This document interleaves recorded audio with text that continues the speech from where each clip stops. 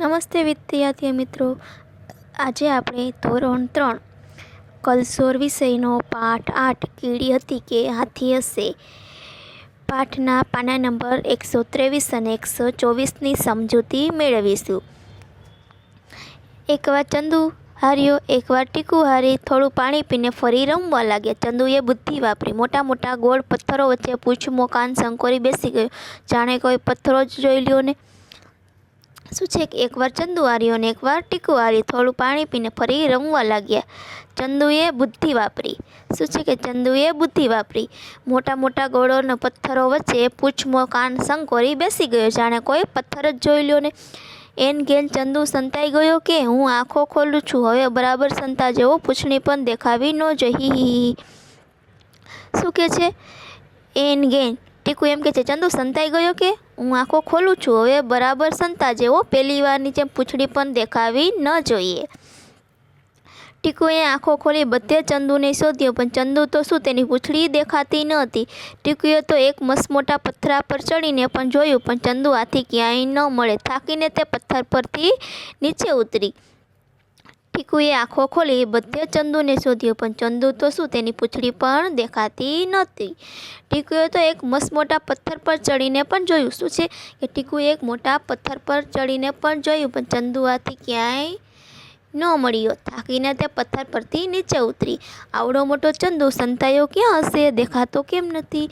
શું કહે છે કે આવડો મોટો ચંદુ ક્યાં સંતાયો હશે, તે દેખાતો કેમ નથી? ટીકુ જે પથ્થર પર ચડેલી તે પથ્થર ઊભો થયો. અરે રે, એ તો ચંદુ હતો. જોર જોરથી બૂમો પાડવા માંડ્યો, હું જીતી ગયો, હું જીતી ગયો. કે ટીકુ જે મસમોટા પથ્થર પર ચડી હતી તે પથ્થર ઊભો થયો ને એ તો ચંદુ હતો. તે જોર જોરથી બૂમો પાડવા માંડ્યો કે હું જીતી ગયો, હું જીતી ગયો. સારું સારું, કંઈ વાંધો નહીં, હવે મારો વારો છે સંતાવાનો, તું આંખ બંધ કર. ટીકુ શું કહે છે કે સારું સારું, કાંઈ વાંધો નહીં, તું જીતી ગયો, હવે મારો વારો છે સંતાવાનો, તું આંખો બંધ કર. ટીકુએ અકલ વાપરી. તે પગ પર થઈને ચંદુના કાન પાછળ સંતાઈ ગઈ. ચંદુની ચામડી જાડી, એને ખબર ન પડી. ચંદુએ આંખો ખોલી ટીકુને ખૂબ શોધી. પહેલી વાર ચંદુએ બુદ્ધિ વાપરીને હવે શું છે ટીકુએ અકલ વાપરી. તે ચંદુના હાથ પગ પરથી પસાર થઈ અને ચંદુના કાન પાછળ સંતાઈ ગઈ. ચંદુની ચામડી જાડી હતી એટલે તેમને ખબર ન પડી. ચંદુએ આંખો ખોલીને ટીકુને બધી જગ્યાએ શોધી. આ ઝાડની ઉપર જોયું, નીચે જોયું, ડાળીઓમાં જોયું, પાંદડાઓમાં જોયું, આંખો ઝીણી કરીને જોયું. ટીકુડી, તું દેખાતી કેમ નથી? હું હાર્યો, તું જીતી. ટીકુભાઈ બહાર આવ.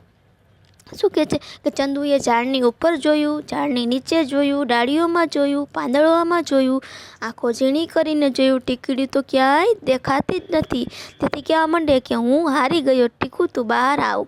હું જીતી ગઈ, હું જીતી ગઈ. આ રહી હું તારા કાનની પાછળ. તને તો ખબર પણ નથી કે હું તારા પર ચડીને સંતાઈ છું. હી હી હી.